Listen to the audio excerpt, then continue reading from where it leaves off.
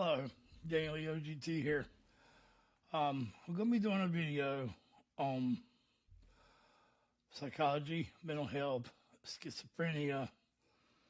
It's a 1980s paranoid schizophrenic interview with a man who thinks he's a time traveler. I don't have any degrees or anything. I've been advocating mental health on this channel since its inception. I suffer with mental health every day of my life. I listen to the band Tool a lot, who sing about emotions and different scenarios for you to come to your own conclusion how to deal with those emotions and things that are hard to talk about and different things like that. So in this video, I will be using all of my experience as a terminal patient myself and chronic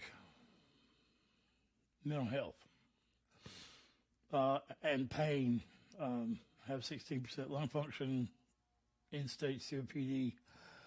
My oxygen tank's right there. I just have it turned off so it's not so loud. Anyway, I'm trying to say that I'm not educated in this matter. In no way am I making fun of any of this. I haven't reacted to anything like this, but I don't understand why. I advocate it all the time. I want to be a part of the start, as I always say. Let's do something. If not now, tell me how. So putting things like this out there and seeing if this is portrayed the right way, in my opinion, as maybe this is a reaction or maybe this is just the raw footage. I don't know. We're going to find out together. Let's do it. See you on the other side.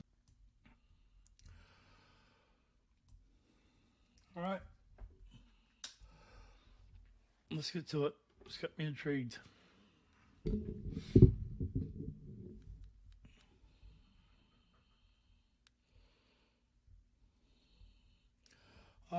Let's check the description, see what it has to say. Not a whole lot. Paranoid schizophrenia is characterized by predominantly positive symptoms of schizophrenia. Wait a minute. Oh, okay.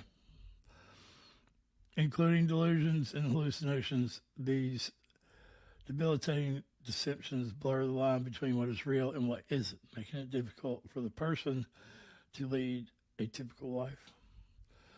I have a nephew that has a mild case of it. Also has ADHD and a lot of other things, so all of them together make his case pretty severe. But so, yeah, let's watch this. Understand it. Try to understand it.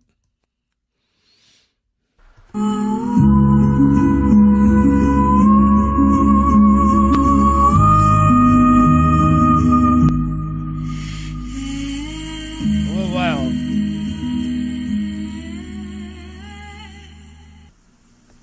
What happened that you happened to come to the hospital? I was out riding in my car with two other people going down this hill when all of a sudden it turned over. And I was arrested, of course, for that, you know. And they were going to turn me loose, except that they called in and said the Army had AWOL out on me, which is a lie, of course. But they arrested me there and took me here under escort. Why do you think they brought you to a psychiatric hospital? Orders from somewhere else, I would assume. Did you do anything that they might have misinterpreted as being, you know, something that you should have been brought to a psychiatric hospital? Well, mostly fear is why they didn't want to hang on to me too long. What were they afraid of? Well, I'm a known killer, where they come from, so... What do you mean? It's a pretty touchy thing being around me if you're on the wrong side. They don't relish having a hold of me unless I'm inside of a cage or something. What do you mean that you're a known killer?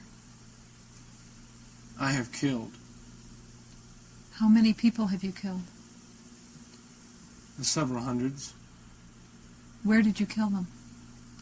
Chicago, Detroit, New York, Mississippi Gulf, California, Texas.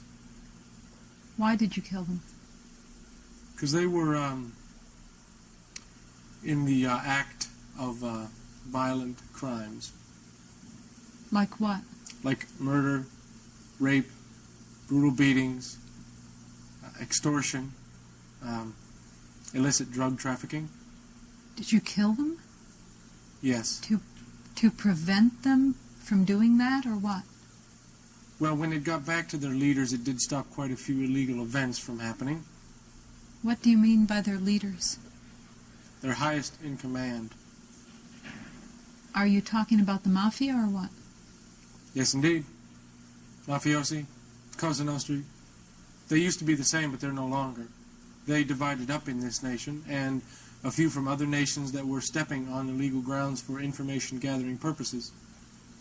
What made you decide to take it into your own hands to do that? I was the highest-ranking official at the time. Highest-ranking official in what?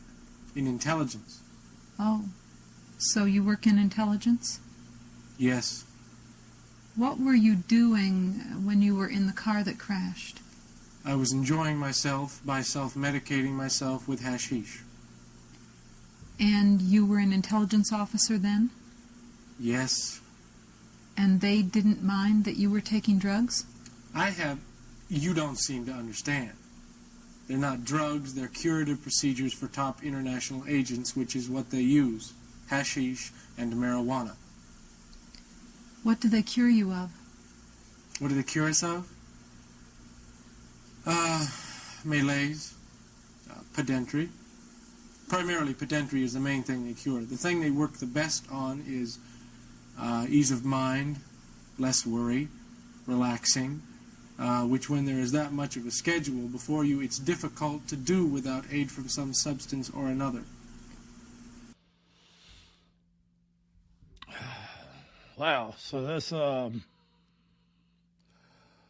that is a lot of jumping around, and from what I understand about a lot of these conditions, it's hard for them to stay focused. But he seems pretty focused. He seems to remember earlier events from the story that she's calling back to. Because I have seen a lot of these documentaries where people are on LSD and they're assumed to be sick, like this gentleman, I believe, is. Where they're not. They're just tripping. I've been on many substances myself. But the one thing that has always puzzled me is why no one has ever died from overdose on marijuana or really no psychedelics other than LSD that's man-made. And even being allergic, these things have never really hurt anyone. There have been people with bad trips, but there are bad events that turn into beautiful things. A lot of these bad trips are turned into beautiful things. But the one thing I will say is I have heard of many cases, Sid Barrett being maybe the most famous of Pink Floyd, of psychedelics, which marijuana is the lowest form of psychedelic, it has psychedelic properties. Can really mess someone up who already has schizophrenic tendencies. It can enhance it, which is where, from what I understand, going and never coming back, that phrase comes from. So it's funny that they talk about marijuana. It's addictive, yes, but really what he's describing are substances like cocaine and meth and opiates, actually. But let's keep going. What do you mean pedantry? Is that something you can see? Economic pedantry. I'm not familiar with that word at all. Economic pedantry, that's severe pedantry. What is pedantry? Pedantry is pain, exertion, anxiety with no loving care, And the best cure for that is rest, relaxation, and marijuana, and hashish, and woman. Woman used to be the only known cure for pedantry, and in some cases severe pedantry. But hashish is really the main cure, or the main stepping stone. But to remove the things that bring pedantry on the next time, those moods have to be satisfied, along with the cure. What kinds of things did you do in intelligence besides killing people? Tracking, coding. I'm going to look at the end of this if pedantry is the real thing. I'm assuming it isn't. I shouldn't assume. My best guess would be that it isn't. Filing. Okay. Do the people in intelligence know that you're here? Beg your pardon? Do the people in intelligence, your superiors, know that... They certainly do, yes. Why haven't they... That was a reply from them right then. That is a correct and yes, ma'am, if you wish, then that is what you may do. Oh, you can hear them? No. I can read the comp prints. Where? Yes, sir, we do believe she was just about ready to come to that realization, but she's not so certain herself, and that we said in another second that she would appear to prove that. That was in that 1/82nd verse there. What can you see? Things coming from my head, or... No. I can read the code levels in the comp. Print? What is a comp print? Some kind of computer printout or something? Those particular lights that they're not necessarily a code printout, but they're human-based. So you get them from lights. Where do you see them? Beg your pardon? Where do you see the comp prints? Behind me, in front of me. Just out in the air? They're like switches in mood. Yeah, yes, but you must be able to read and decipher them. I've been trained all my life to read them. I am the best. I am the highest IQ'd. I am the best reader and the best leader in the comp forces. All right. So that was really sad for one, but I